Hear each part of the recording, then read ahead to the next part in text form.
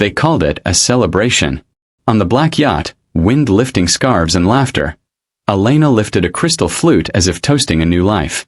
The skyline glittered. Champagne arced like a promise. I watched from the quay across the water, not to spy for sport but because I had to know whether the woman smiling in those photos was the same woman who'd once promised my son a future. I've always learned that when blood is spilled and loyalty has a price, family becomes the battlefield. Protecting those you love by paperwork and persistence is the only defense against elegant betrayals. The call about Jose arrived like a collision. He had been in a crash, comatose, machines breathing for him, both spine and brain damaged. I flew in without telling anyone, sleep-starved and numb, and found Chicago smelling of rain and money. I meant to go straight to Blue Sea Medical Center.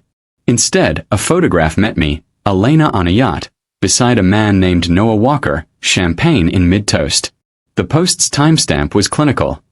42 minutes after Jose's surgery ended. Grief and suspicion sat together in my chest. I am Thompson Graham. I used to be an investigative reporter.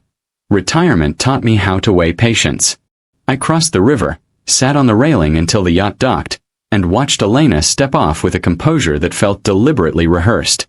That smile, sharp, practiced, did not belong to a woman who'd vowed to fight for a husband. Instead of anger, I made quiet calls. Not dramatic ones.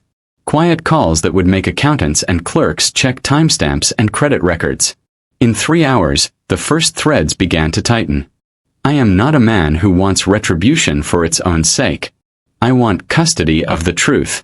My grandson Ethan needed steadiness. Jose needed someone who would stand guard while machines did the work his body could not. If Elena's joy that night was more than celebration, it meant someone had placed treasure over life. Small details became evidence. The tilt of her head in a photograph, a cuff with a spot that did not match the glass she held, gaps in hospital logs that contradicted social media warmth. Those margins revealed a fiction being dressed as fact. A nurse named Aria slipped me a printout, an official-looking DNR order signed E. Harry, timestamped during surgery. It was the kind of document that can end hope. On its face it looked legitimate. Proper font, proper fields.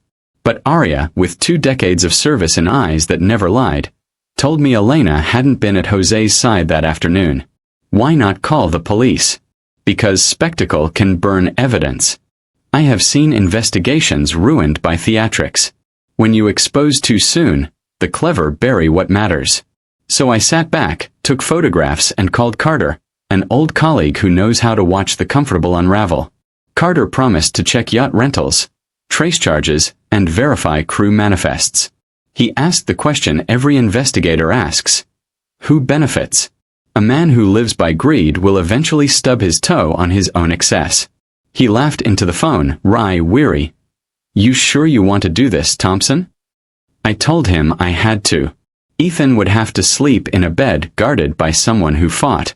By midnight the yacht was rumor and the hospital a mirror. The DNR lay in my pocket like a live coal. I thought of Ethan drawing houses with too many doors because he believes safety is about exits. If that paper stood, Ethan might lose his father. I made more calls.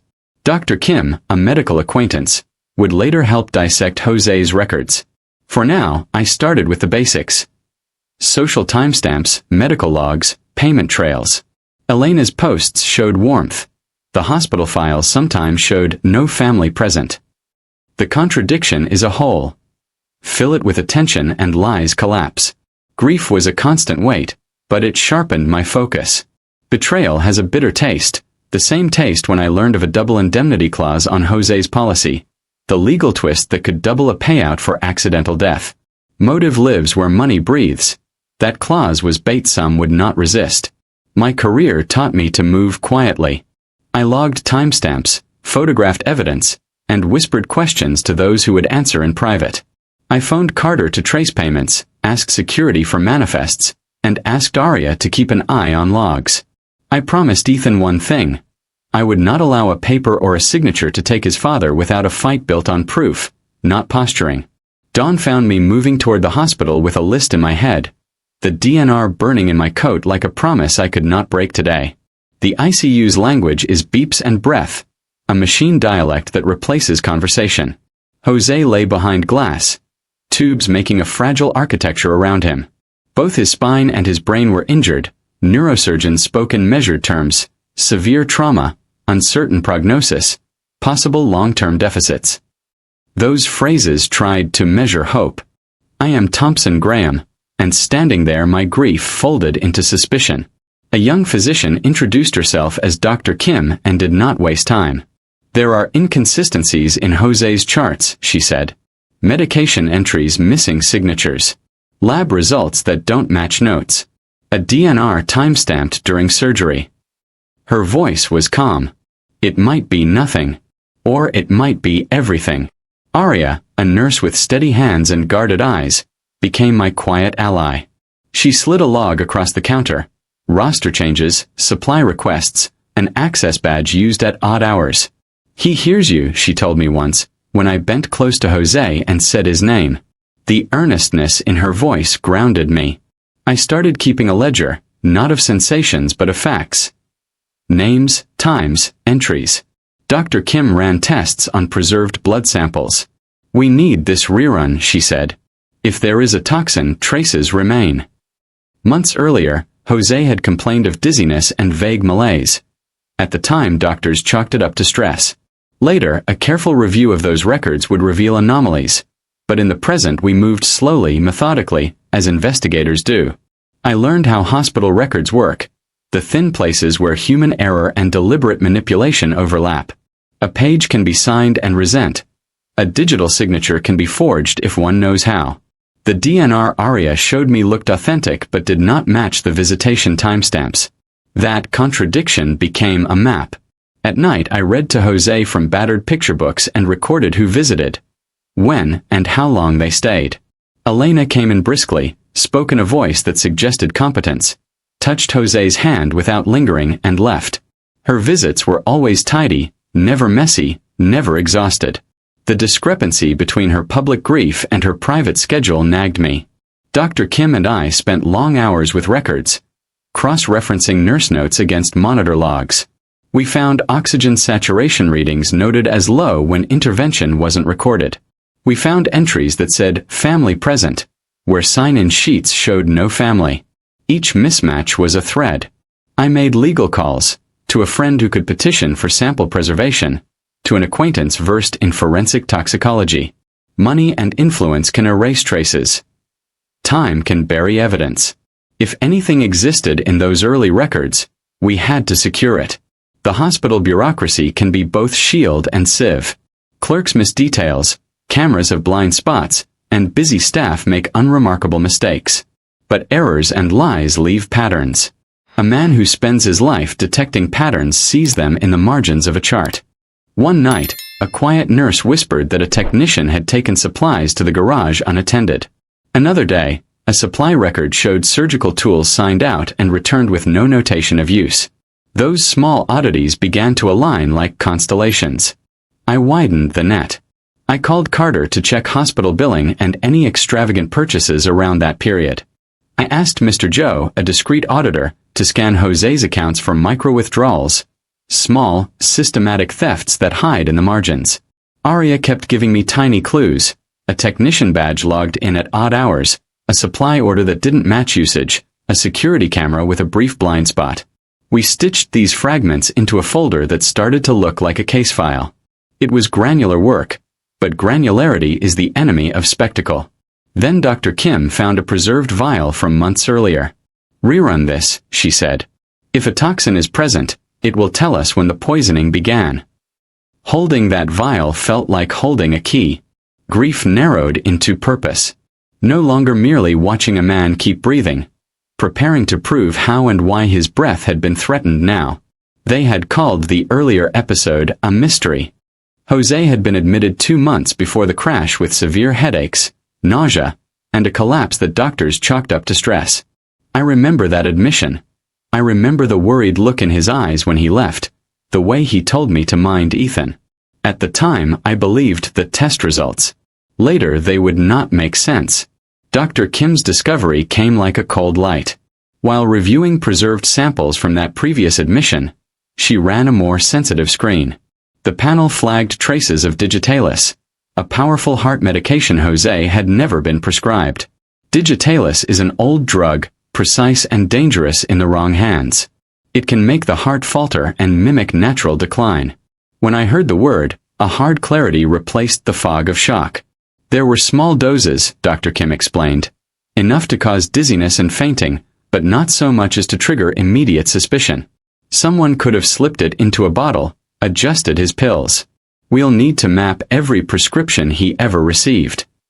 The idea that someone had tried to poison my son felt cinematic at first, like something from novels I'd once reviewed, but the clinical facts were stubborn.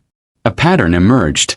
Symptom after symptom, visit after visit, each unexplained complaint a possible stroke in a larger portrait. I thought back to the nights Jose complained of nausea, to the afternoons he paused at the kitchen cabinet before taking a pill. I thought about who had access to his medications. It wasn't a simple opportunity. It required knowledge and proximity. Someone who knew medical dosing, how to slip a substance into a regimen without detection. My suspicion tightened on Elena. Her residency gave her access and expertise. But I am not a man who leaps to the worst without proof. So Dr. Kim and I compiled everything. Pharmacy logs, prescription refills, home medicine cabinets cataloged by ARIA, and hospital medication administration records. The gaps were telling. In one pharmacy entry, a refill was logged on a date that matched an evening when Elena's social posts showed a yacht event. A line in a log that should have matched a nurse's initials would later reveal absence. There are moments in investigations when a simple memory becomes a clue. Aria recalled a night Jose, briefly lucid, had whispered to her, "Check the pills. It's not an accident." At the time she had thought he was delirious, the brain fog playing games. Now the memory shone like testimony. Jose had reached for the truth and then been pulled back under. We subpoenaed pharmacy records and got search warrants for his home. Carter traced purchases. Not just parties and watches, but smaller transactions too. Specialized equipment and odd drug orders routed through medical supply vendors. Mr. Joe found anomalies in the credit trails that suggested money moving to pay for access. I remember the day Dr. Kim played the lab results for me. The screen glowed with numbers and a single highlighted line. Digoxin, trace, present. It doesn't take much to make someone unsteady, she said. And if you dose it gradually, symptoms look like illness, not crime. When you suspect poisoning, the world looks like it could hold 1,000 traps. I thought about the earlier crash, the brake tampering, and how poison could have been the first attempt. A rehearsal of cruelty that then escalated into violence. The narrative sharpened. This was not a sudden lust for money. It was methodical. It was premeditated. That night I sat beside Jose's bed and whispered the names of the medicines he took out loud. I had Aria list each bottle at home and photograph them. We traced batch numbers. Each matched pattern pushed our suspicion into something prosecutable. Realization hit like a fist. Poisoning is intimate, requiring access and trust. That knowledge deepened betrayal. It was no accident but a deliberate, clinical manipulation. Greed masked as care. The case shifted, our grief became a charge, and small truths formed a map toward accountability, and we would not relent. Elena had mastered 2 faces. In public, she was precise. Hospital rounds, conferences, the comm surgeon's cadence. At home, she was polished, capable, a partner who managed schedules and insurance. But there was another Elena, the one who sent late-night messages to a man named Roland, whose name appeared in faded email headers and private transfers. Roland Mace was a senior surgeon at Blue Sea. Polished, powerful, and dangerous in his soft-spoken ways. I learned about Roland because evidence has a way of revealing accomplices. Carter searches turned up transfers from an account linked to Dr. Mace that paid for gifts and odd expenses on Elena's behalf. When I found the receipts, the scale of deception widened. Roland had been funding yacht rentals, paying off credit cards, and quietly arranging favors in hospital channels. He was more than a mentor. He was an architect of advantage. What binds a mentor to a protege can be admiration, ambition, or appetite. In their case it seemed all 3. The messages between them read like coaching at first, clinical praise and career advice, but soon slipped into intimate notes about "we deserve this" and "finish what we've begun." When power mixes with access, access becomes a tool. I confronted Roland once, under the pretense of asking about hospital protocol. He greeted me with a warmth that felt like a practiced handshake. "Thompson," he said, "I'm sorry about Jose." His eyes were soft, his manner polite. But when I asked about payments and whether he'd signed off on favors, his fingers tightened on a coffee cup. He didn't deny the transfers. "We helped her," he said carefully. "She is talented. Sometimes talent needs backing." Talent, in Roland's view, required patronage. But patronage buys obligation. When I pressed him on the logistics, the supply signouts, the unusual access codes, the way a surgical tray could be repurposed for a crime, he looked at me in a way I had seen politicians look, the faint smile before the shield. "You chase shadows, Mr. Graham," he said. "Medicine makes people uncomfortable. It's not always corruption." Still, the trail from his account to Elena's luxury was littered with receipts, and Carter found emails where Roland arranged for after-hours access to supply closets. The man who taught Elena to suture had taught her something else: how to move inside a hospital with unremarkable confidence. Elena's calls to Roland grew sharper as pressure mounted. There were messages where she whispered about finishing what we'd planned, and strings where she complained, "If he wakes, everything unravels." Roland counseled patience, then insisted on proactive measures. The mentor's guidance mutated into pressuring complicity. I dug into Roland's background and found applause thinly veiling warning signs. An old quiet settlement about inappropriate supervision tucked in personnel files, a complaint that had been minimized. Influence had become his currency. Mary filed an emergency complaint with the hospital's ethics board. We supplied the receipts, emails, and after-hours access logs. The board imposed a confidentiality order but froze privileges. Roland faced suspension pending review, and Elena's hospital access was restricted. Watching a mentor be exposed is strange. The man who once taught sutures had steered access and favors that enabled harm. His fall reframed the crime. This wasn't only personal greed. It suggested institutional failure, a culture where mentorship could be weaponized. To protect Jose, we had to prove not only intent but how power had been misused to conceal it. The wreck looked like a common accident at first glance. Twisted metal, airbag spent, a scattering of glass like stars. But common accidents have patterns, and after a lifetime of seeing human stories, I learned to look for the pattern beneath the randomness. The car's damage pattern told a different story. The brake pedal had none of the usual force marks. The calipers were tampered with.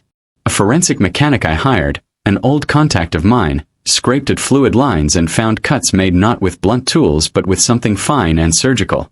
Precision is a surgeon's language. The tool marks matched surgical instruments. It was a sentence written in metal. Someone had used tools that belonged in an operating room to puncture brake pipes. The implication was brutal and precise. A person with medical access had sabotaged the vehicle. They told me to let forensics talk, to let experts file reports. I listened, but in private I followed the threads, and one name kept appearing on logs. A technician who had been on shift and had access to surgical trays the night before the accident. His badge showed movement into the supply room at odd hours, and the security footage had a blind frame of 30 seconds at the crucial hour. Dr. Kim cross-referenced the supply sign-out sheet with the hospital inventory. A tray of delicate surgical tools had been signed out for a routine procedure the evening before the crash and was not accounted for afterward. Someone had returned the tray with a miscount. It was the kind of oversight a tired clerk might miss. It was also the kind of discrepancy that could get a person killed. I confronted the technician under the dull fluorescence of the hospital maintenance wing. He wore grease on his hands and an expression that refused to meet mine. "Badge malfunction," he said, voice tight. "I signed out those tools for repairs. I returned them." His story had the flatness of a man reading a script he'd been told to memorize. The more I pressed, the more the net closed.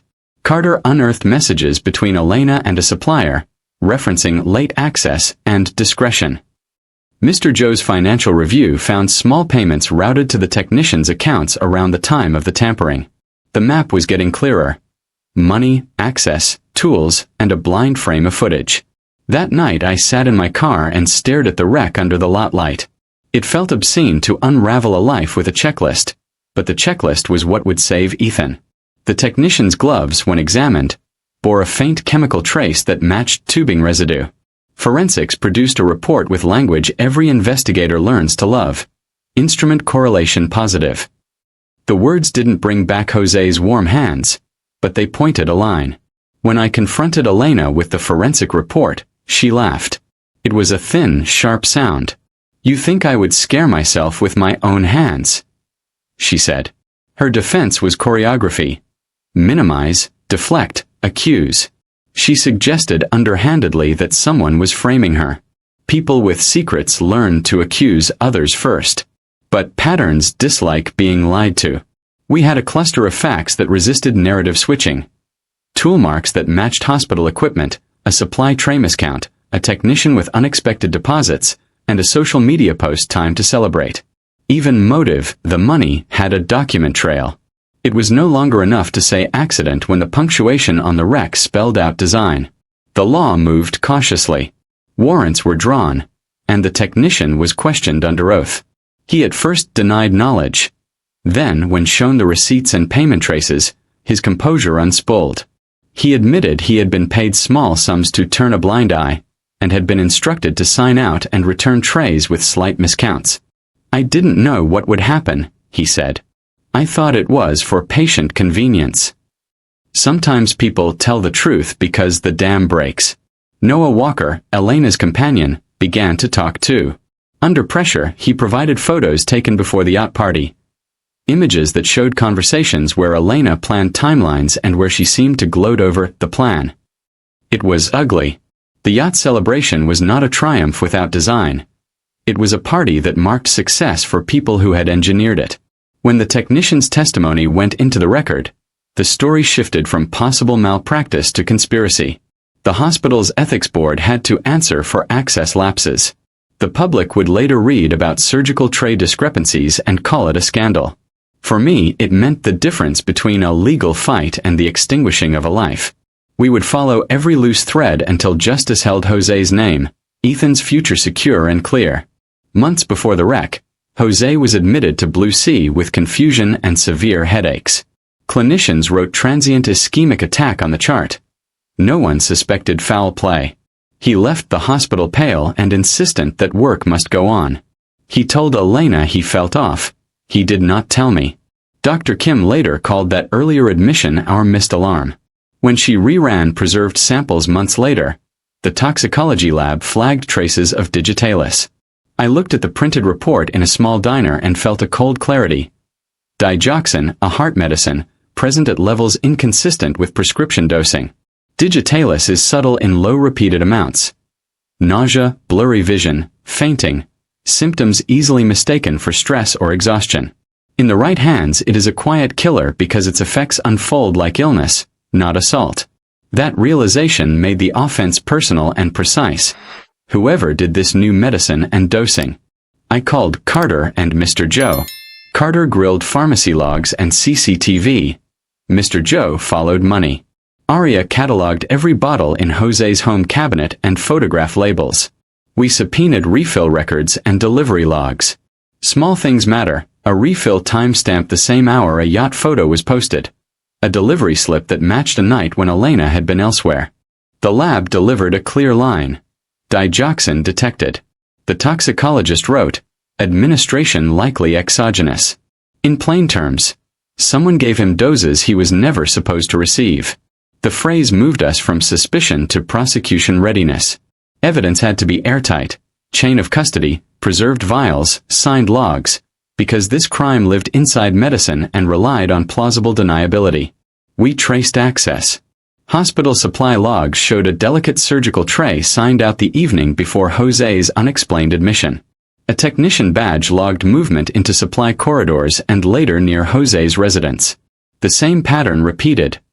Access, opportunity, symptom.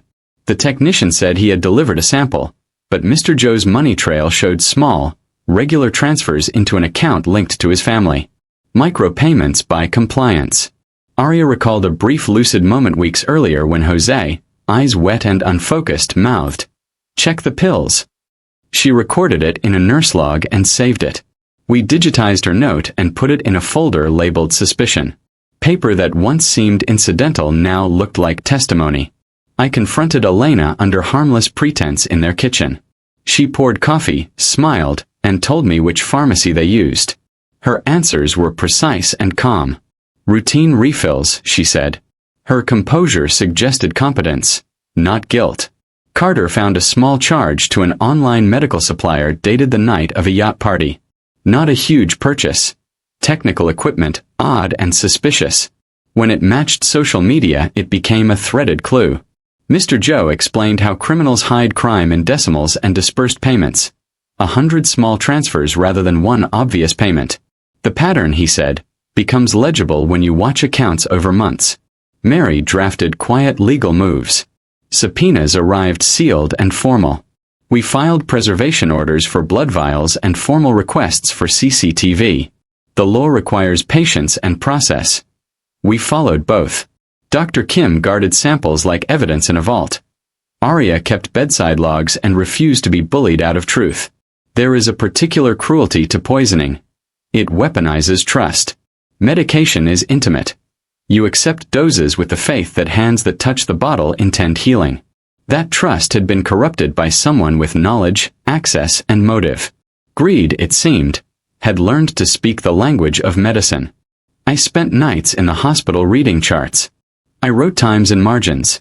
When Elena posted a photo, when a refill logged, when the technician swiped his badge. Each margin note was a stitch in a case. Ethan's face floated across my vision, small and sleeping, and these stitches were a promise to him. The lab's report, digoxin present, administration likely exogenous, was clinical and merciless. It handed the investigation a direction.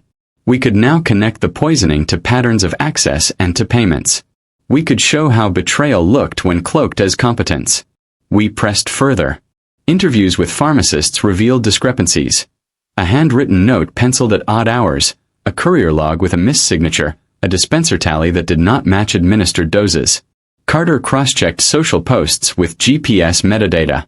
Small cognitive errors in Elena's posts, times mismatched by minutes, became proof of absence when set against hospital entry logs. Every small error formed a lattice. We were building a legal architecture solid enough to stand in court, not on gossip but on documentation and forensic method, for Ethan and for truth. When I left the hospital that night, the corridor lights hummed and the distant city noise reminded me that life continued outside our small tragedy. But inside those rooms lives teetered on the edge. I carried the lab report like a talisman. It said, in the clinical glare of a machine's ink, that someone had tried to take my son's life. That line had turned resistance into a plan for accountability. After our lab report circulated, private dread pushed into public suspicion. Carter fed verified facts to a trusted reporter.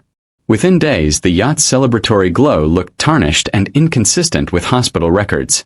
Elena's online persona had been polished for months. Competent, devoted, grateful. But careful comparison exposed mismatches. A cuff in one photograph that did not match the glass in another, reflections showing different locations minutes apart. People who curate lives tightly trip over small errors. Whispers moved fast. Where staff once posted messages of support, talk turned guarded. Arya, my ally at the bedside, grew uneasy. She handed me an envelope of logs and resigned a week later. I can't stay where there's silence about how people die, she told me. Her loyalty was a compass by which I would steer. Elena's composure thinned. She snapped at interns, vetoed appearances, and left the ICU after 5-minute visits. Her posts became hurried. Her notes were scrawled. Small mistakes multiplied and became proof when repeated. Noah Walker, who had toasted with her on the yacht, vanished. He wiped his accounts and left town. His absence signaled Elena's shrinking safety net. Those who once propped up her arrogance fled when consequences loomed. The press asked questions the hospital could not ignore. Why a DNR timestamp during surgery? Who had access to supply closets? Why pharmacy records showed odd refills? We released only facts and asked the hospital to cooperate. Accusation without evidence becomes theater. We avoided spectacle. Staff began to speak. A junior pharmacist admitted a miscount of digoxin vials. A courier conceded signing for a package without checking contents. Small admissions stacked into credible testimony. Fear often silences the truthful. Many small truths together create force. Carter interviewed Yacht guests with soft questions. What did you toast? Who seemed anxious? And some memories stuck, a guest who heard Elena whisper he won't see it coming, though another dismissed it as idle talk. Memory is messy. Combined, it becomes a pattern. Aria's resignation letter landed on Mary's desk. A procedural, ordinary statement about visits that did not align with sign-in logs. It was devastating because of its normal tone. People who risk everything deliver facts, not melodrama. Elena tried to reclaim dignity by posting heartfelt notes about grief, but the chronology betrayed her. Time-stamped posts, receipts, and supply logs placed her away from the bedside at critical moments. Grief and manipulation looked at times like dangerous companions. The hospital began administrative review. Elena faced restrictions. Supply access was limited. Dr. Roland Mace's connections surfaced in ledger entries and messages. The ethics committee scheduled interviews. A mentor's influence, once protective, now looked like a mechanism for advantage. Public doubt does not topple a person in a single day. It erodes through receipts, signatures, and testimony. Justice requires careful assembly of facts. Exposure is painful. Revelation ruins lives, but accountability protects others. Inside that swirl, Carter and Mr. Joe worked without fanfare. Carter traced Yacht invoices through a booking agent to a deposit routed from Elena's account via a business address. Mr. Joe's audit revealed payments out of Jose's accounts cleverly disguised. Merchant codes altered, amounts split into microtransfers, routed through entities that looked charitable. The trail was methodical and patient. Carter also found messages between Elena and a figure initialed R. At first, the exchanges concerned seminars and grants. Later they slipped into personal lines about deserving more. The messages suggested mentorship. The ledger suggested purchase. A rumor site called the Yacht Night a celebration, and the label stuck. Donations to Jose's foundation stalled. Comments on Elena's posts moved from sympathy to suspicion. Social platforms can be blunt, but archives matter. Someone had saved posts that matched our timeline. Small acts began to look like meaningful choices. A nurse finally told Mary. She never stayed long. She signed forms, smiled, and left. Alone, the remark was soft. Together with lab reports and receipts it became testimony. Elena answered with composed statements about grief and privacy, calling for compassion. Her words read like counsel's draft. Yet timestamps and badge swipes contradicted her narrative. Where message and record diverged, truth revealed itself. There was real human cost. Aria left because defending truth exposed colleagues to risk. Alliances frayed and the hospital's hallways felt tense. Loyalty here is fragile. Ethics boards promise review, and staff live under scrutiny. The hospital acted. Administrative restrictions limited Elena's access to unsupervised medication storage. Dr. Mace faced an internal probe as his messages surfaced in our audit. A mentor's shelter had become suspicion of manipulation. Carter interviewed several Yacht guests. One recalled Elena checking her watch obsessively and another said he heard her murmur, "It will be done." Small admissions that, when combined with financial records and lab results, began to look less like coincidence and more like a plan to profit from silence and bring truth home. I stood in the corridor that week with Aria's notes and a printed timeline. The city hummed beyond the window. Evidence had weight. Grief had teeth. Our next moves would be quiet and precise, shaped by patience and a demand for truth. I once admired the way a mentor could turn a young surgeon into something formidable. I had not expected that skill to be weaponized. Roland Mace, the senior cardiac surgeon, had the kind of reputation that shields people. He had awards, board nominations, and charisma that operated like insurance. In quiet conversations he offered Elena career advice and later, as our audit would show, financial help. Finding out that a man of such esteem could be implicated felt like discovering rot beneath varnish. Carter pulled ledger entries that implicated Roland in paying for yacht deposits, clearing credit card balances, and authorizing hospital favors that gave Elena access after hours. The transactions were not monstrous sums in isolation, but together they mapped a pattern of patronage that blurred into sponsorship. It was not simply generosity.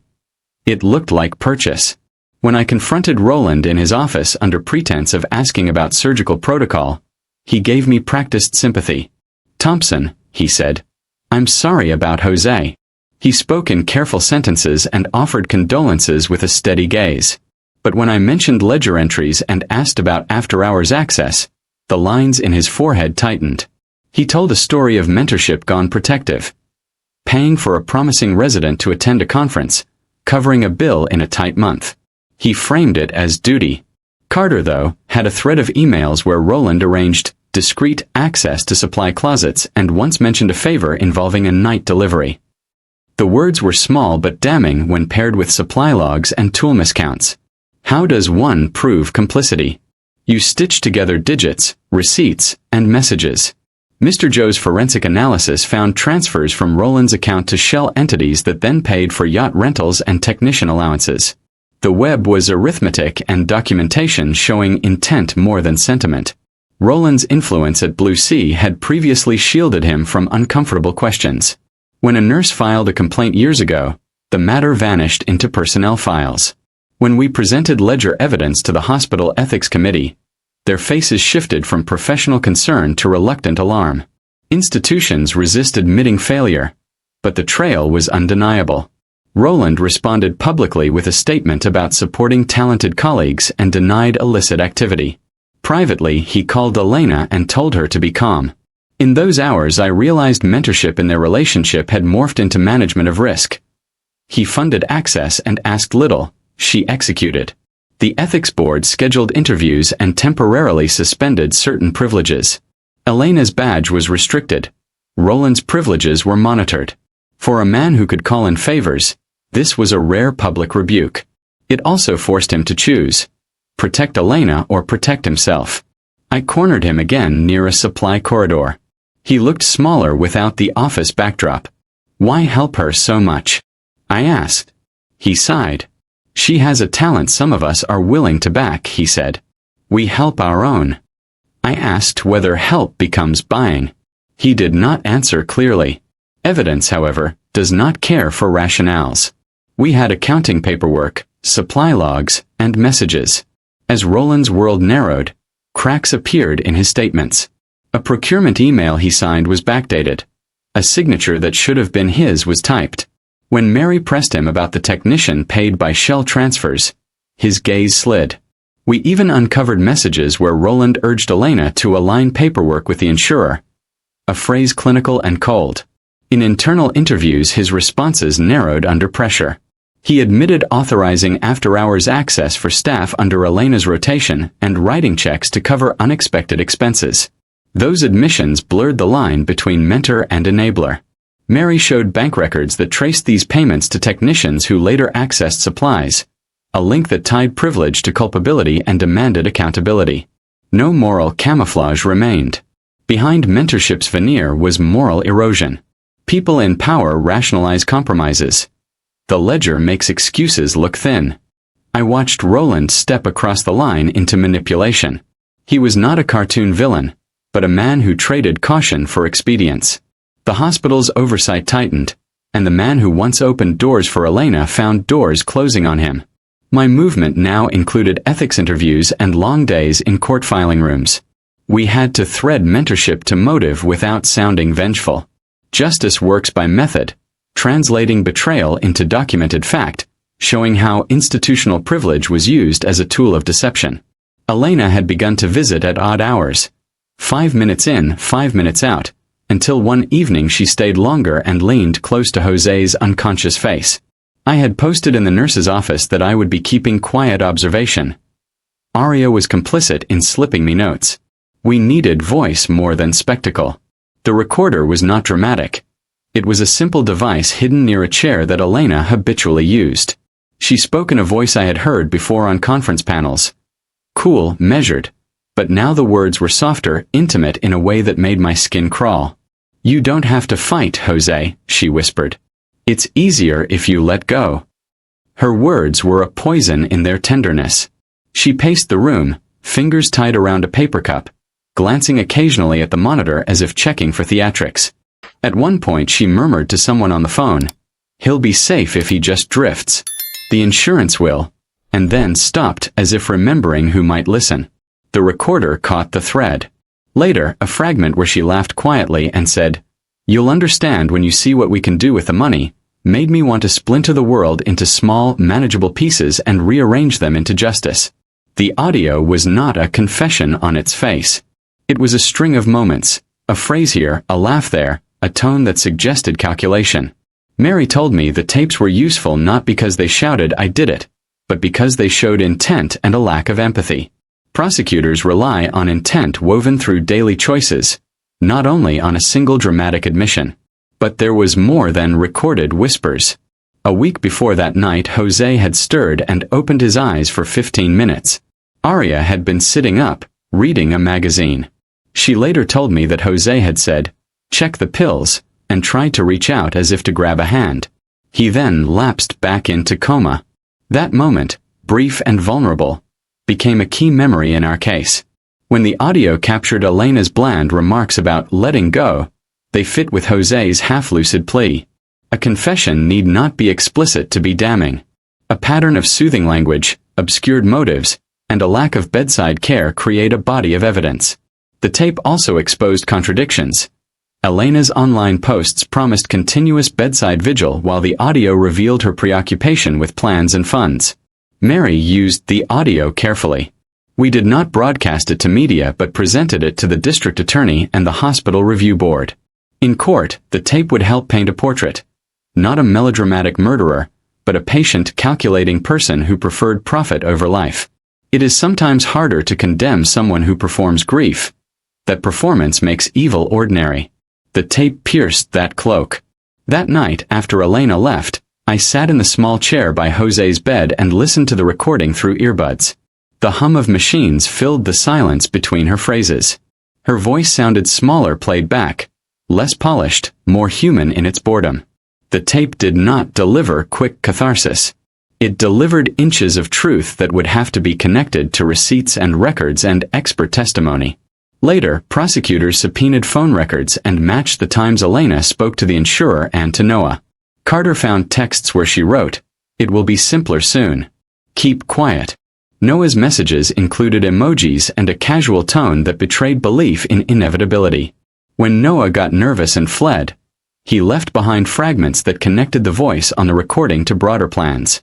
The tape also revealed a different sort of cruelty. Elena's attempt to rewrite Jose's humanity into a fiscal ledger. She spoke once of arrangements, rehabilitation budgets that could be repurposed, trust funds that might be adjusted. It sounded monstrous and mundane at once. Greed has a bureaucratic voice. Aria later testified about the night Jose briefly woke and about the recording. She risked her credentials and her job to provide a factual account. Mary used Aria's testimony to corroborate the tape's emotional tenor. Where a tape can be called manipulative, a witness with a badge and handwritten notes anchors it. In the weeks that followed, the audio became one piece among many. Pharmacy receipts, the digoxin report, supply log discrepancies, badge swipes, and shell payments. Prosecutors called such things a mosaic, a collection of fragments that creates an image no single tile could show. Each piece added a tile until intent appeared. When I replayed the moment Jose tried to reach for a hand, and when I heard Elena's whisper about letting go, I felt a quiet, methodical rage. I used that rage to organize facts. I wrote lists, ordered timestamps, and prevented theatrics. It was not revenge for revenge's sake. It was a strategy to secure justice and to protect Ethan's future. In court, the tape would humanize Jose and strip away polished grief. It would show the quiet architecture of betrayal. I resolved to keep assembling those pieces until justice could not turn away anymore. Dr. Kim called it a preliminary report, but its heft felt final. She handed me the bound packet in a quiet conference room and watched my face. "Read it," she said. "It's ugly." The document detailed a pattern of financial theft, forged records, and 2 near-lethal incidents. The language was clinical, counts, dates, lab values, but the story it told was devastating. method, motive, and means. The report cataloged 65 suspicious withdrawals from Jose's accounts that traced back to Elena's sign-in credentials on hospital systems. The amounts were often small enough to slip past automated alerts, but together they added to a significant theft of family resources. When Mr. Joe tallied the total, his pen circled the figure. $542,000. Numbers can be blunt instruments of truth. Dr. Kim's forensic analysis revisited the digoxin finding and extended it. She found residues in preserved samples indicating repeated exogenous administration, not a single incident. She also reported a chilling discovery. A syringe recovered from an forecart that tested positive for sodium cyanide, the handwriting on the label matching staff sign-in sheets for the ICU. Dr. Bonney, who secured the syringe before any harm occurred, testified about finding it and removing it from circulation. The report tied these medical facts to documentation anomalies. It identified forged DNR language, discrepancies in signature timestamps, and a digital forgery that manipulated form metadata. Carter had shown earlier that Elena's social posts conflicted with the DNR timestamp. Dr. Kim's analysis explained how someone used hospital software to produce a document that looked authentic but failed forensic scrutiny. Beyond the forensics, mundane records painted intent, repeated purchases, oddly routed transfers, and communications that spoke of making it easier and organizing things. Noah's cooperating statements included casual messages celebrating a successful night, words that later took on ugly meaning when placed beside lab data. The documents created a portrait of deliberate exploitation. When Mary presented the packet to the district attorney, the prosecutor's face tightened. "This is more than theft," she said. "This is exploitation, an attempt to monetize a life." The DA authorized warrants and criminal referrals. Federal interest in the money trail meant multiple agencies would coordinate. Local suspicion had become federal action. Elena reacted with brittle composure. She denied wrongdoing in public statements about grief and duty. Privately, she called Roland, who counseled calm. Evidence, however, is stubborn. When subpoenas reached his accounts, Roland offered to cooperate in exchange for leniency, insisting he never authorized harm. His partial cooperation was a legal strategy as old as power. Carter had linked supply logs with brake tool forensics. A surgical tray signed out late the night before the crash matched puncture patterns on brake lines. The mechanical and medical evidence formed a single architecture. Sabotage using surgical tools, attempts at poisoning, and the financial scaffolding that funded it. The hospital convened an emergency meeting. Administrators promised tighter controls and apologized for oversight. For staff, there was a grim sense that institutional trust had been breached. Dr. Mace's messages appeared in the file and his position became untenable. The ethics board suspended him pending review while law enforcement pursued charges against Elena and implicated accomplices. In court, the DA emphasized the mosaic: trace evidence, financial patterns, lab reports, and staffing anomalies. Prosecutors charged Elena with conspiracy to commit murder, wire fraud, and bank fraud, charges that carried decades if proven. Noah's cooperation provided corroborating emails and photographs prosecutors argued showed motive. The gravity of Dr. Kim's report sank in. This was not an impulsive crime. It had been planned, financed, and rehearsed. Doctors command trust. When trust is misused, the fallout is institutional and personal. The report removed illusion. These were documented acts of exploitation, not unfortunate coincidences. I read the lab values again and felt the weight of methodical evil. Evidence, when preserved and presented, becomes incontrovertible. Mary moved to freeze accounts and file civil actions to secure assets for Ethan. The DA sought asset forfeiture as well. We had to protect the boy's future by converting suspicion into a legal fortress. Dr. Kim's appendix itemized every transgression. 65 theft entries, 12 forged authorizations, 2 documented attempted poisonings, and multiple supply miscounts tied to specific staff badges. She included screenshots of altered metadata, tapes of suspicious calls, and cross-checked receipts that aligned with social posts. Agent Pedro prepared federal warrants within 48 hours. Noah's cooperation produced photos and texts that confirmed planning. The city watched as prosecutors moved with sudden speed. When Jose stirred weeks later and opened his eyes, the report remained sealed in a file cabinet. He could not grasp the legal theater we'd constructed, but he sensed steadiness in our work. In his gaze there was a fragile recognition. The labor of Dr. Kim and those who risked exposure felt like a shield around him, a form of accountability translated into action. In the quiet after revelation, I understood what it meant to turn grief into obligation. The evidence did not erase injury, but it made it legible. We had built a case of documentation and testimony that demanded justice, and in doing so we had begun to secure something more than money, a measure of protection for Ethan and a claim that exploitation would not pass unnoticed.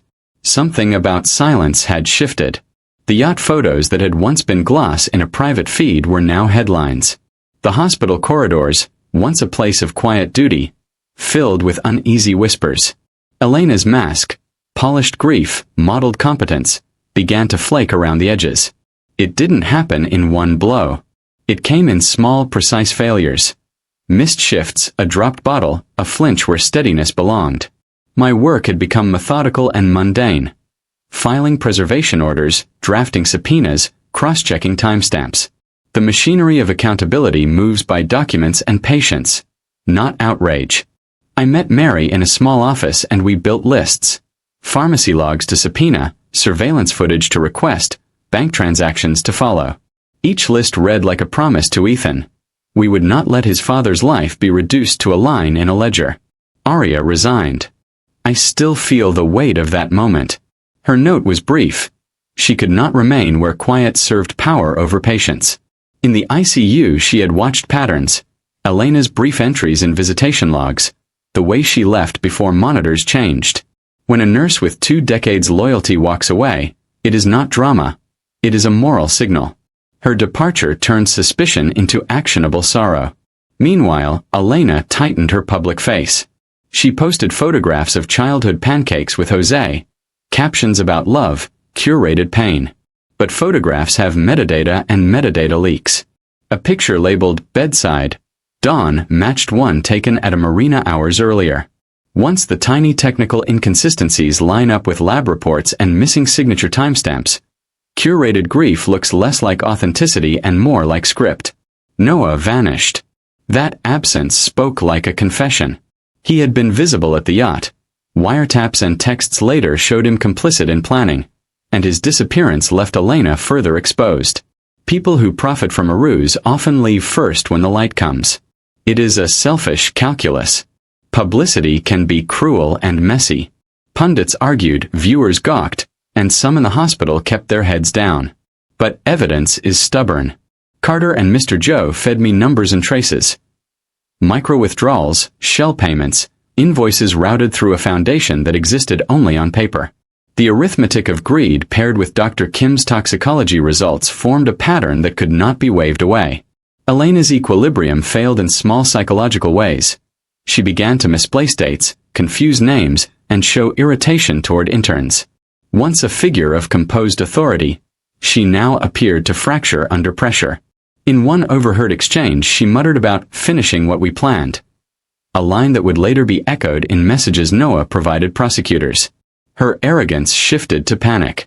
The hospital moved. Administrators restricted her badge access and convened an ethics review. Dr. Mace, the mentor whose generosity had once seemed benign, began to distance himself publicly. Privilege has its price, and when it is called into question it can become an accelerant to collapse. The ethics board activated reviews, and the hospital published internal inspections that at first read a public relations script and then edged into accountability. There were human consequences. Staff who had banked on Elena's ascent now faced scrutiny.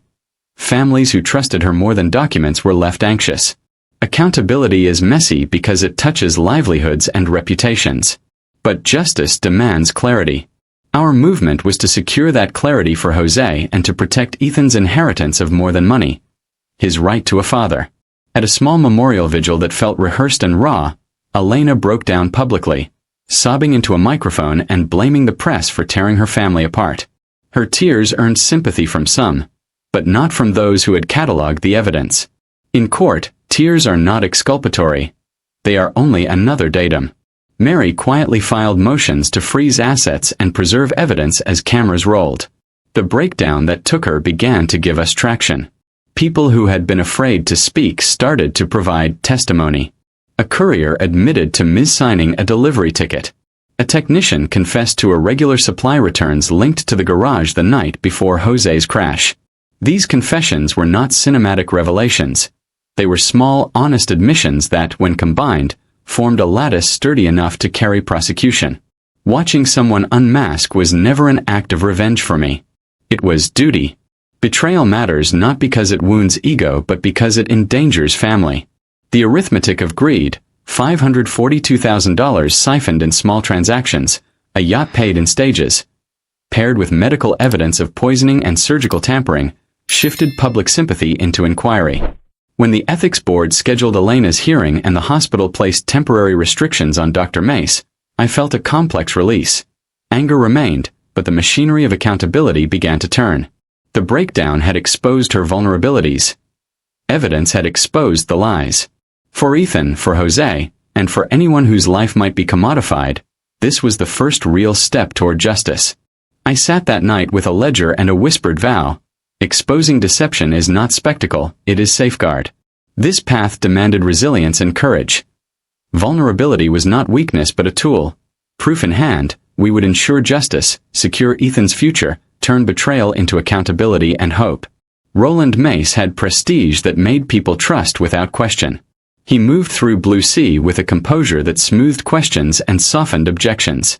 When initial audits revealed payments tied to yacht bookings and odd vendor invoices, I expected denials. What followed was more complex. Evidence that a powerful man had used privilege to create avenues for a younger physician to access what she needed. I met Roland in his office, where walls of commendations lent an air of unassailable virtue. He offered condolences at first and then a practiced explanation. He supported promising residents, he helped cover expenses, he mentored promising talent. But Carter and Mr. Joe had uncovered trail patterns. Transfers to shell companies, payments routed through intermediary accounts, and invoices that did not match recorded services. The financial trail connected Roland to payments that, when cross-referenced with supply logs and security swipes, formed a disturbing map. There were emails, too. Messages showed Roland signing off on special privileges and instructing staff to accommodate certain requests under Elena's rotation. Archived calendar entries placed him at meetings where he personally vouched for her access. When you tie those messages to technician badge swipes and supply miscounts, you get more than plausible deniability. You get a network. The first time Roland admitted involvement, it felt almost surreal. He described offering support, covering a conference fee, and helping with a housing issue. Then, under pressure and negotiation with prosecutors, he expanded that admission.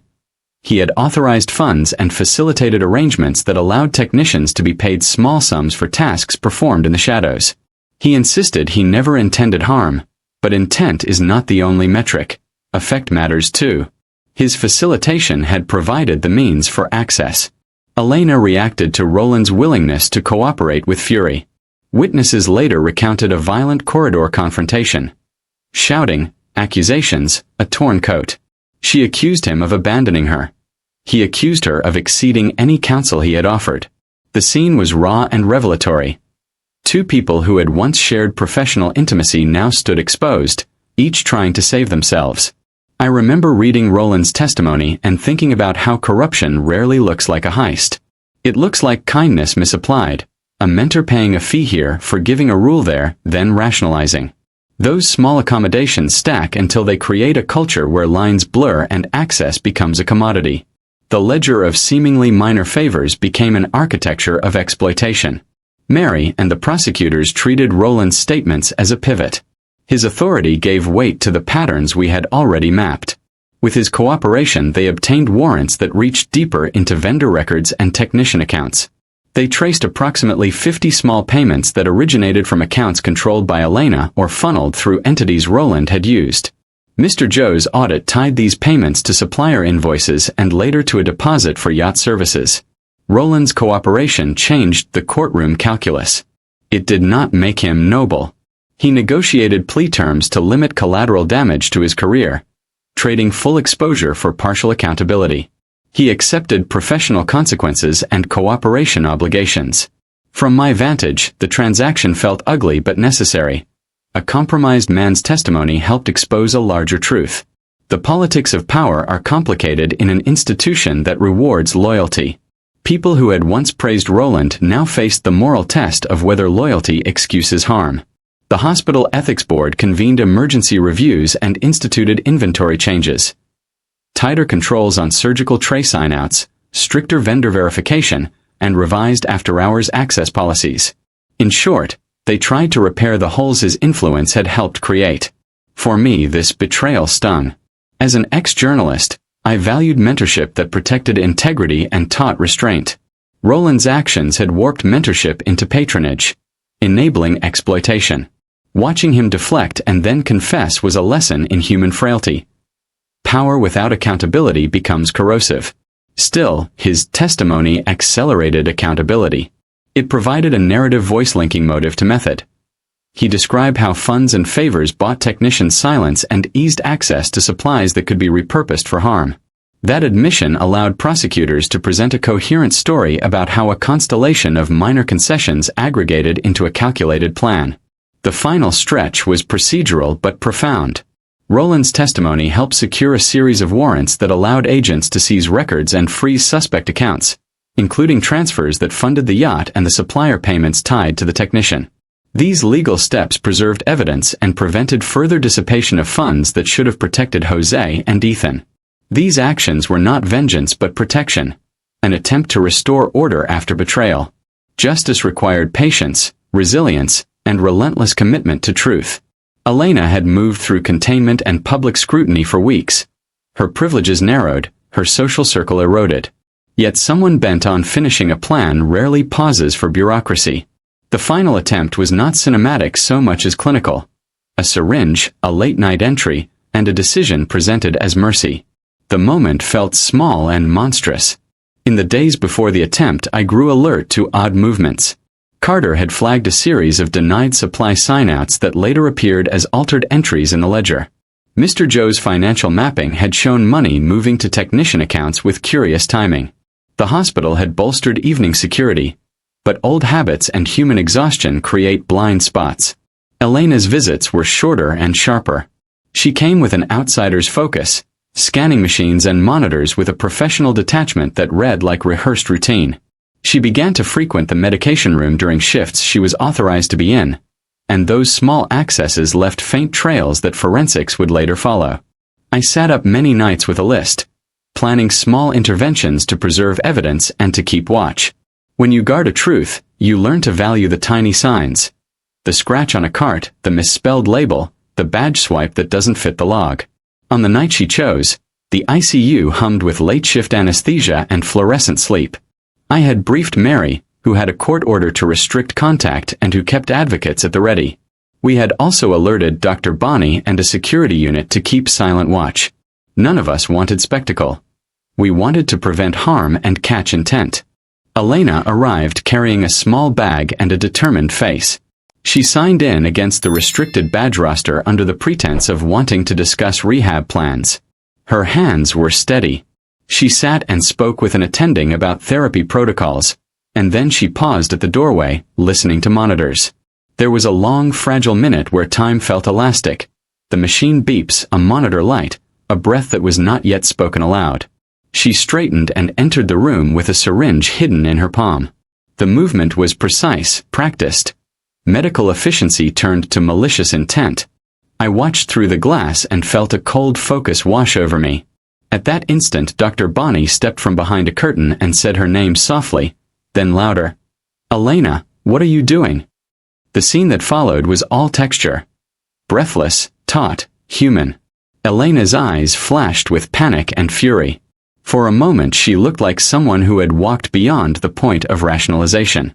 "You don't understand," she said, voice high and brittle. He's suffering, he should be spared." Her words were a pretense of mercy. Mercy can be a thin mask for manipulation when used to justify harm. Security moved before any syringe touched skin. Officers, quietly staged, intervened with care designed to minimize harm. Dr. Bonney and a nurse secured the line and removed the syringe carefully for testing. A sample from the barrel tested positive for sodium cyanide, an agent that stops hearts swiftly. In the sterile light, the object appeared astonishingly banal and monstrously dangerous.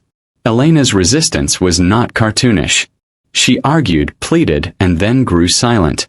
The record of her credentials, the supply logs, and the preserved instrument provided the prosecutors a near-instant calibration of intent. Mr. Joe catalogued the chain of custody as if he was preserving a relic. Who touched the syringe when it was found, and how it was secured.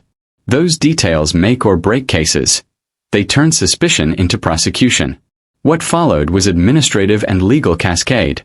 Immediate suspension, criminal charges, and the sheriff taking a statement in the patient waiting area. Elena's arrest was handled with an attention to dignity but also to firmness. In interviews she alternated between composed explanations, "I was easing suffering," and moments of cold silence. Her public narrative of love morphed into a legal script that read as calculated and dangerous. There was a peculiar quiet at the hospital after the arrest, like the air has thinned. Machines kept beating and people continued their shifts, but the room where Jose lay felt like a place where lives had shifted axis. For Ethan, who was safe with me, the reality shifted from abstract headlines to the knowledge that his father had been saved from a lethal plan. I think about that night often. There was no grand confession, only careful procedure. A syringe, a guardian's watch, evidence secured. The attempt crystallized everything we had feared. That manipulation, greed, and cold calculation could be dressed as care. It also crystallized what mattered: vigilance, integrity, and the courage of those who refused to look away. In the days after the arrest, forensic testing, financial freezes, and legal filings multiplied. The syringe joined the catalog of evidence. The digoxin traces, the brake line forensics, the shipping invoices, and the wire transfers. The mosaic was complete enough to present to a jury. For Jose, the night had moved the needle from peril toward protection. For Elena, the attempt marked the end of any plausible protective narrative she might have spun. For Ethan, it meant a father who remained breathing an ordinary morning together, today. The trial was a study in contrasts. Sterile procedure against human mess. The prosecution's table held lab reports, bank ledgers, photographs of a black yacht, and a catalog of preserved evidence. Digoxin traces, the cyanide syringe, and supply logs. The defense table held a different strategy. Character testimonials, a plea to empathy, and a script about grief. I sat near the front, not for spectacle but to witness a translation of truth into law. Mary and the district attorney organized the presentation like composers arranging movements. Dr. Kim's testimony came first. She walked jurors through lab values and explained how small doses of digoxin could mimic illness. She described the sodium cyanide analysis and clarified the chain of custody. Her voice was steady.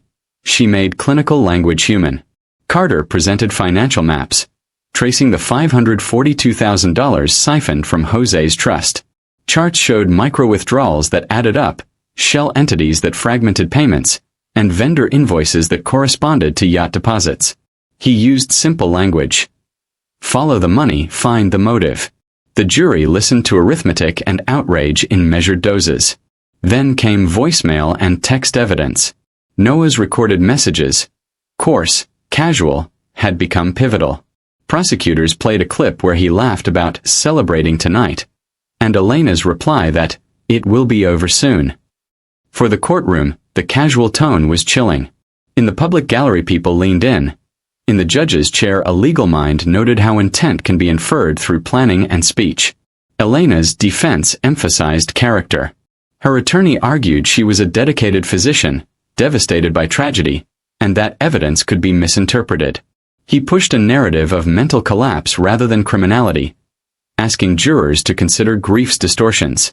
The strategy sought pity and ambiguity, hoping the jury would prefer uncertainty to punishment. But Malcolm, a technician whose conscience had cracked, testified about being paid small amounts. He described signing out trays and making small miscounts, nervous and remorseful. His voice trembled as he explained how a senior figure suggested discreet handling. The technician had been an accessory of convenience. His admission connected logistic dots the prosecution had only hinted at. Roland took the stand with gravity. He was both the mentor and the man who had paved paths of access. His testimony was a double-edged sword. It explained motive and methods but also suggested institutional permissiveness. He told jurors about transfers he authorized and favors he arranged, trying to make amends by providing context. His words were careful, and he accepted responsibility for enabling a network of small evasions. Elena's testimony was a study in performance. She spoke of love and duty, of long nights at bedside and professional exhaustion. But documentation, timestamps and metadata contradicted her chronology. When confronted with the Yacht timestamps and the DNR signature inconsistencies, her composure faltered. The defense tried to frame her as a tragic figure, but the weight of written and recorded evidence proved harder to rewrite. There were difficult moments. The reading of Jose's brief lucid plea to check the pills, Aria's sworn testimony about visitation, and the lab technician's chart showing digoxin presence months before the crash. These were not theatrical flourishes. They were slow, painful revelations that mapped a path from suspicion to proof. At one point, the defense called a psychologist to talk about grief and ambiguous intent. The witness explained that grief can distort perception and that physicians sometimes use language doctors call compassionate withdrawal. The prosecution countered by calling experts who distinguished ethical palliative care from deliberate poisoning or sabotage. Intent mattered enormously. On the final day of testimony, the DA summarized the mosaic. Financial motive, access to tools, repeated attempts, and a public celebration timed to coincide with the crime. Mary closed with a direct appeal. Justice for Jose and protection for Ethan. She spoke about resilience and accountability with a voice that never faltered. When the jury retired, the hours stretched long. The courthouse felt like a place suspended between two kinds of language: legal precision and human hurt. Our family sat together quietly. Ethan held my hand and watched the proceedings with a seriousness no boy should have to carry. We prayed, but we also trusted the evidence. Verdict day arrived like a small, significant weather event. The jury returned with faces tight and eyes tired. Guilty. The word landed with gravity. Elena's jaw tightened. She had earlier been a woman of carefully measured composure, and now she stood as someone stripped of pretense. The judge's sentence reflected the severity of the charges and the premeditation the evidence portrayed. After the sentence, as cameras crowded and reporters jostled for angles, I felt a complex mixture of relief and sorrow. Justice had been served in form, but the injury remained. Jose's recovery would be slow. DNA of betrayal could not be easily excised. Still, the conviction affirmed a fundamental truth. Accountability matters. When greed and deception seek to co-opt caregiving, the law must assert integrity and protection for the vulnerable. In the months that followed, the hospital issued policy changes, asset forfeitures began, and Dr. Mace accepted professional consequences. The legal victory did not bring back time, but it offered closure and a pathway toward rebuilding. For Ethan and for our family, that pathway mattered most. Proof that truth, diligently pursued, can turn devastation into a foundation for resilience and hope and healing. For months, the rhythm of machines had been our unvarying companion. To see his pupils track light was a rare currency of hope. When he blinked and tried to form a word, the room that once felt clinical hummed with personal electricity. His recovery was partial and precarious. Both spine and brain injuries left him with limited mobility and memory gaps, but his return from the edge altered everything. I sat at his bedside and read to him in low tones he could follow. He recognized my voice before names. He knew Ethan's favorite pancake topping when I mentioned syrup. Recovery was measured in increments. A twitch of a finger, a syllable formed, a confusion cleared. Each small victory felt like a reclaimed page of life, and we celebrated them privately and quietly. Medical teams described his progress cautiously. Neurorab was a language of incrementalism. Small wins, setbacks, a regimen of therapy that demanded patience. The spinal damage required months of physiotherapy. The brain injury left gaps that sometimes swallowed recent memories. Still, the core of his person, his warmth, the way he joked quietly, remained, and that constancy became a lifeline. He asked once about Elena. The question landed in the room like a stone. I told him the truth in measured portions. that we had found evidence suggesting a plan against him, that people had been arrested, that the legal system was working to protect Ethan. His face clouded. He attempted a laugh and then shook his head, frustrated by memory's holes. "Did she really?" he asked, voice small. The question was less about legalities than betrayal. How could someone so close choose greed over family? In those moments I thought of the many people who had helped. Arya, who refused to trade ethics for comfort. Dr. Kim, who pursued stubborn lab results. Carter and Mr. Joe, who traced payments like cartographers. Mary, who filed motions with a steady hand. Their work had been the scaffolding for justice. When Jose regained a fragment of speech and smiled, the victory felt communal. Rehabilitation read like a ledger of resilience. Physical therapists coaxed motion through repetitious tasks. Speech therapists pulled words from fog with patient prompts. Jose relearned routines. How to hold a fork, how to stand with support, how to name the objects in a room. He had days of despair and days of triumph. And each teacher became a quiet hero. Ethan visited often. He brought handmade cards and recited jokes he'd practiced with me in the living room. The boy's presence was medicine. He read stories aloud and drew pictures that lined the hospital wall. The family's small rituals, pancakes on weekend visits, shared television shows, quiet times reading about architecture, reknit a life. Those rituals were the practical architecture of healing. There were hard conversations, too. The civil suit recovered $2.1 million and most of Jose's trust was restored. But money could not replace time lost or innocence betrayed. We pursued restitution because it mattered for Ethan's future and to ensure Elena could not profit from harm. The legal outcome, prison sentences, asset forfeitures, the revocation of licenses, did not cure wounds but created consequences that mattered. Jose's slow return brought moral clarity. He asked fewer accusatory questions and more pragmatic ones. "What now, Dad? And will Ethan be okay?" That orientation toward protection and family steadied us. When a man who has been betrayed chooses care over revenge, it redefines strength. He wanted to build a future within constrained degrees of mobility, to teach Ethan to measure kindness, not bitterness. Months later we moved him home in a wheelchair adapted with careful supports. The house smelled of familiar coffee and new adaptions, a ramp, cushions, a clutter-free kitchen. We modified rooms to create accessible pathways. Physical therapy moved from hospital halls to our living spaces. Jose's progress continued in smaller, more human ways. He learned to tie his shoes with a loop method, to sketch floor plans with a careful hand, to dictate notes for projects he could manage. There were moments of gratitude flaring through sorrow. He once squeezed my hand and said, "You saved him." I replied, "We saved him." People came together.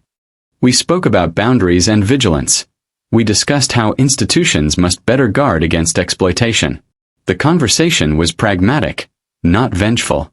He wanted lessons learned, not only punishment delivered. In the end, the story resolved into small, resilient things.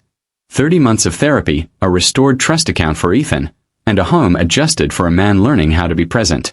Elena's conviction remained a bitter marker. Her choices had consequences she would carry. Dr. Mace's career was diminished. Noah served time. The legal system did its imperfect work. Each day we practiced patience and accountability, teaching Ethan that vulnerability demands vigilance, and that love fortified by truth and evidence will outlast greed. Our family's future was not unbroken, but it was ours, a testament to resilience, courage, and the quiet power of choosing protection over retaliation, and forgiveness where possible. Tell me, if you were in my shoes, what would justice mean to you? Would you call it justice to watch the woman you loved plot your death for insurance money? Or is it revenge when you finally expose her truth? At what point does love turn into an obsession, and guilt into survival? Do you believe redemption is even possible for someone who's seen both heaven and hell inside the same marriage? I've shared my story, now I want to hear yours. Drop your thoughts in the comments. Tell me what you think I should have done differently, and share your take on betrayal, morality, and second chances. And if stories like mine make you question everything you thought you knew about love and justice, make sure to subscribe, because there are more truths waiting to be told.